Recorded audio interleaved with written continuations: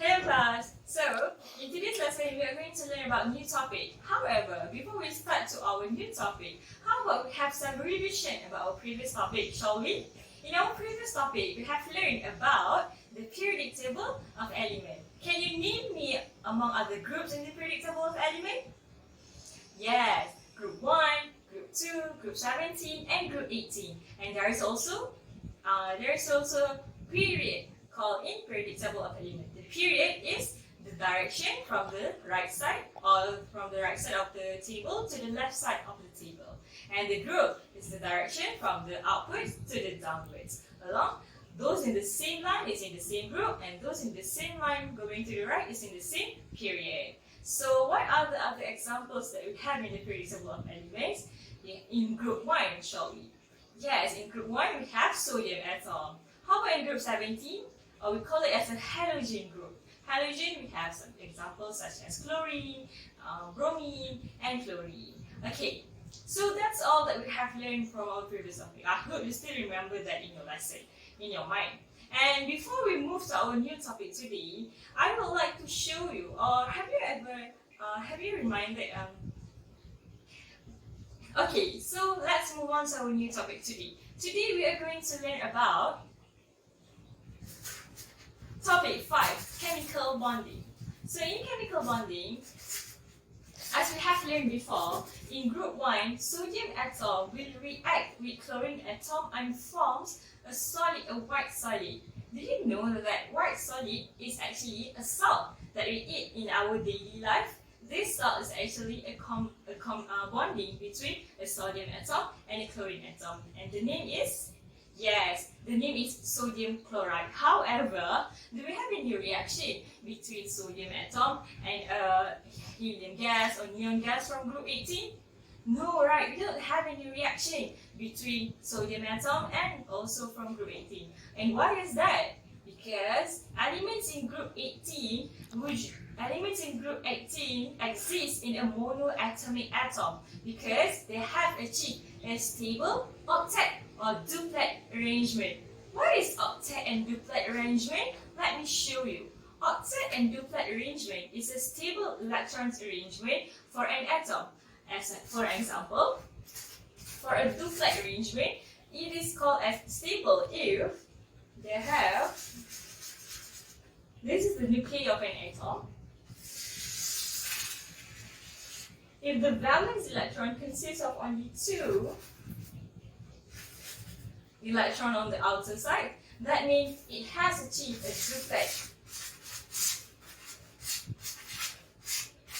duplet electron arrangement in which it has been stable. And the other example is we have an octet electron arrangement. An octet electron arrangement means that it has 8 atoms on the outer side. 1, 2, 3, 4, 5, 6, 7, and 8. We call it as octet. Hence, this element which has achieved a duplet and octet electron arrangement is stable and does not need to react with any other metal or any other atom to achieve stability. And this, for example, is such as helium. And these examples are xenon, argon, and those, as we have seen in previous chapter, is from group 18. Okay, so chemical bonding can be divided into 2. The first one is an ionic bonding, and the second one is a covalent bonding. So why do we need to achieve a stability? Or how do we achieve this stability? I'm going to show you one video right after this. Ionic bonding occurs between 2 atoms when one of the atoms has sufficient strength of attraction to remove an electron from the other atom. A sodium atom has 1 valence electron, with a stable energy level below containing 8 electrons.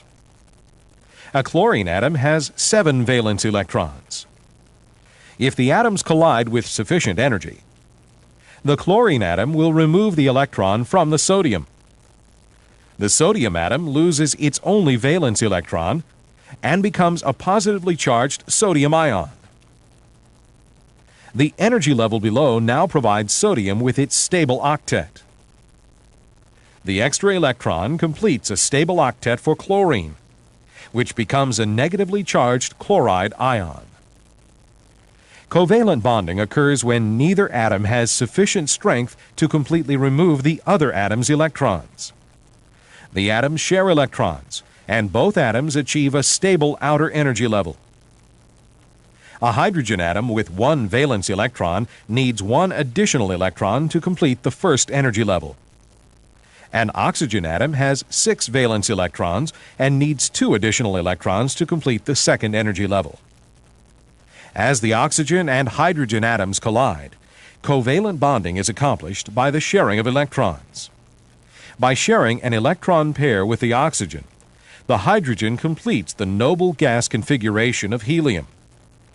By sharing with the hydrogen atom, the oxygen atom now has 7 electrons in its energy level, still one short of the stable octet condition. A stable octet for oxygen can be completed by sharing an electron with another hydrogen atom. Yes, the video has showed us on how atom can achieve stability by either giving out their electrons or receive their electrons, or either share their electrons. So let's move to our first topic of the day, also to our first subtopic, ionic bond. Alright, before I start explaining the ionic bond, I will show you a situation. The first situation is, I have an 8 container. This 8 container can hold up to 8 eggs. However, in this 8 container, I have an extra 1 pieces. That makes it a 9 eggs in a 1 container. So it's not stable, isn't it? This egg doesn't have any rightful place to stay. Hence, I'll take another 8 container that have also 8 8 spaces in it. But however, it has 1 empty spaces in it.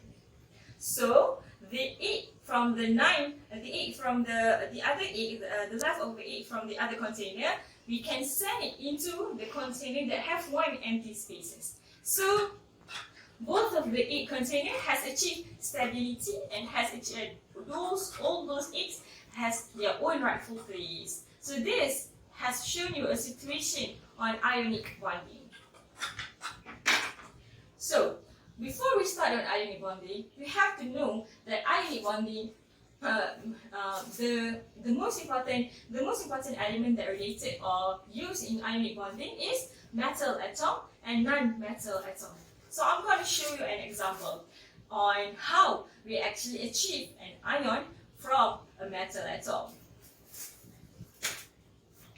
Let's say we have a sodium atom. Can you show me or can you tell me the electron arrangement of sodium atom? Yes, the electron arrangement of sodium atom is 2, 8, and 1. And how do we actually do this? Yes.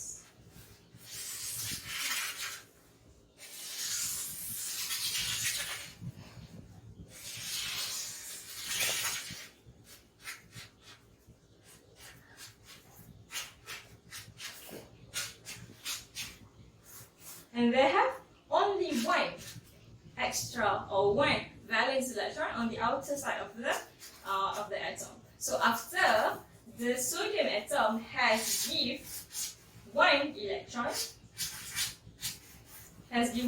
to another atom. So a new formations of the atoms are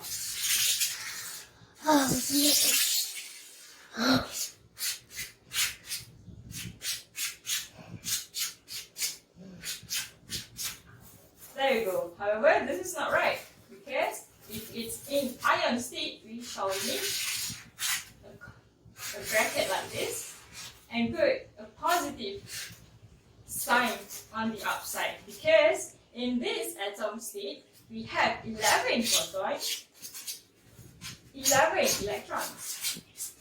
However, in this ionic state, we have 11 protons, but can you count together with me? 1, 2, 3, 4, 5, 6, 7, 8, 9, 10. sends electrons only. So that makes it one extra positive charge on a sodium. So call it as a Na plus ion. Okay, that is the example of a positive charge ion. So what about the one electron that has been given out by the sodium atom? It has to be needed, it has to be received by some atoms, right? So in ionic bond, the metal that receive the electrons or the elements that receive electrons are the non-metal atoms. So can you give me one examples on non-metal atoms? Yes, halogens such as chlorine, fluorine, and many more. So I shall make example of chlorine here. Can you tell me the electron arrangement of chlorine? Yes, the electron arrangement of chlorine is 2, 8, and 7.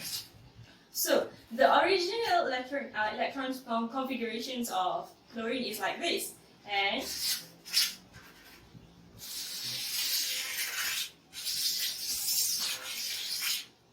it has 7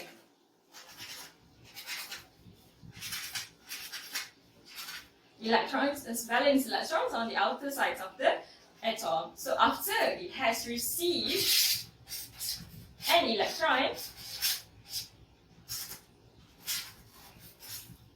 the configuration will be like this.